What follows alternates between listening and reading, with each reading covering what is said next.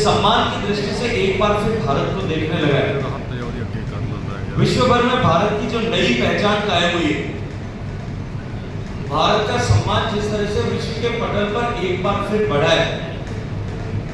दुनिया के सारे प्लेटफॉर्म्स पर भारत की बात को गंभीरता के साथ में सुना जाता है। या मैं ये कहूं कि आज दुनिया का कोई भी प्लेटफॉर्म, चाहे वो संयुक्त राष्ट्र संघ हो, कॉमनवेल्थ हो,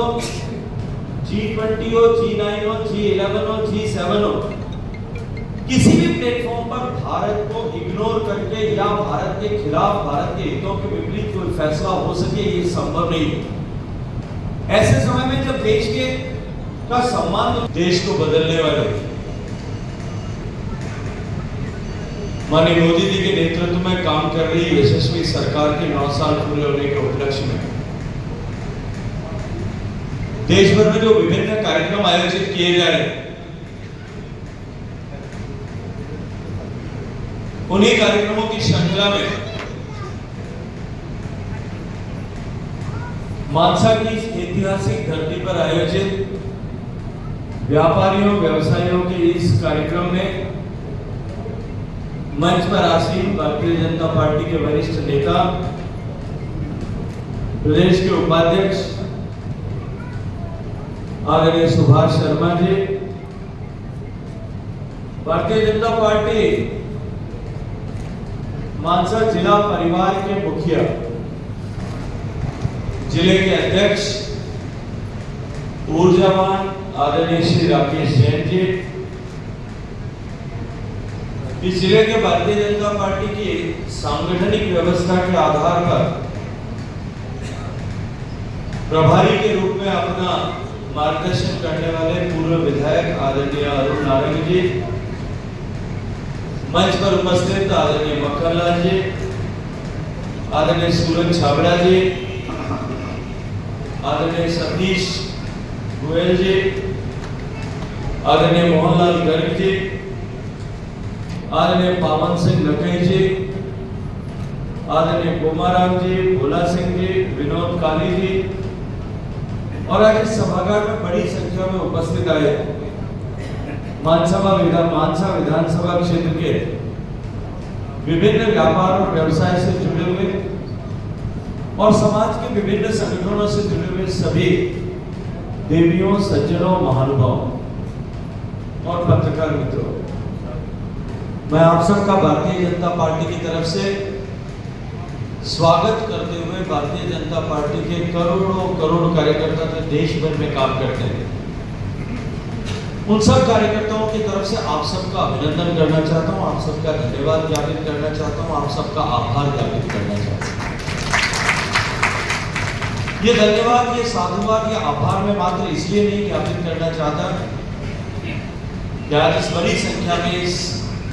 दोपहर के समय अपने व्यापार के, व्यवसाय के काम को छोड़ करके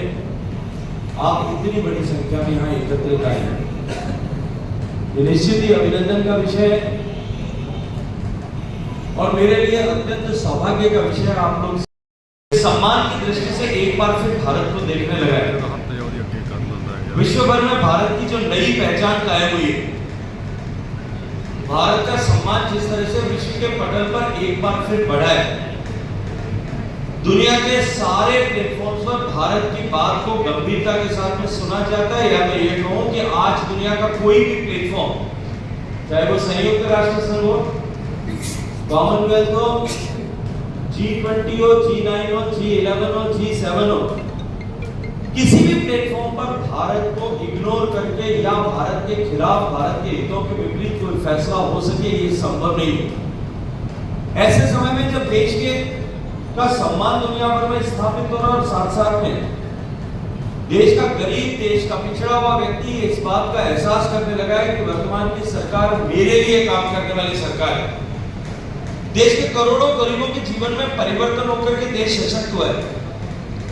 और जो विश्वास देश का आजादी के बाद में निरंतर जिस तरह से सरकारें काम कर रही थी, उन सरकारों के कामकाज के चलते हुए देश में जिस तरह से भ्रष्टाचार फैला था, देश में जिस तरह से आर्थिक सामाजिक मोर्चे पर क्षरण होकर के एक कमजोर देश की छवि पूरे देश दुनिया में बनने लगी थी,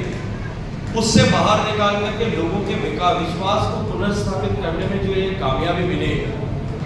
ये जो सफलता मिली है भारत की पहचान बनाने की और गरीबों का कल्याण करते हुए देश का आत्मविश्वास जागृत करके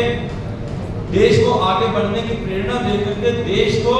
विकसित देश बनाया जा सकता है। देश को उस दिशा में आगे बढ़ाने के लिए जो सफलता, जो यशस्वी काम पिछले 9 साल के इस कालखंड में हुआ है, ये अवसर प्रदान करने के लिए भी मैं आप सबका अभिनंदन करना चाहता हूं, आप सबका आभार व्यक्त करना चाहता हूं। लेकिन इससे भी आगे बढ़कर के जिस विचारधारा को लेकर के भारतीय जनता पार्टी वर्तमान में काम करती है, उस विचारधारा का जो बीज जनसंघ के जमाने में आज से लगभग 70 साल पहले, जो 65 साल पहले जो बीज आरोपित किया गया कि भारत का खोया हुआ सम्मान लौटाने के लिए और भारत में अंतिम पंक्ति में खड़े हुए अंतिम व्यक्ति के जीवन में परिवर्तन लाने के उद्देश्य को लेकर के हम काम करेंगे। भारत के हितों पे समझौता किए बिना हम देश को आगे बढ़ाने के लिए एक राजनीतिक पार्टी के रूप में काम करेंगे। ये बीज जब दीनदयाल जी और श्यामा प्रसाद मुखर्जी जी ने 60 के दशक में दिया, उस बीज को बीज रूप के समय में, क्योंकि उंगलियों में गिन सकने वाले जितने से लोगों से ये यात्रा प्रारंभ हुई थी और तमाम विपरीत परिस्थितियों में जब देश में कहीं भी भारतीय जनता पार्टी के इस विचार की स्वीकार्यता नहीं, गांव में भारतीय जनता पार्टी के विचार को मानने वाले, विचार को प्रश्रय देने वाले, उस विचार का संरक्षण करने वाले लोग नहीं थे, हमारी कहीं एंट्री नहीं थी। उस समय में देश भर में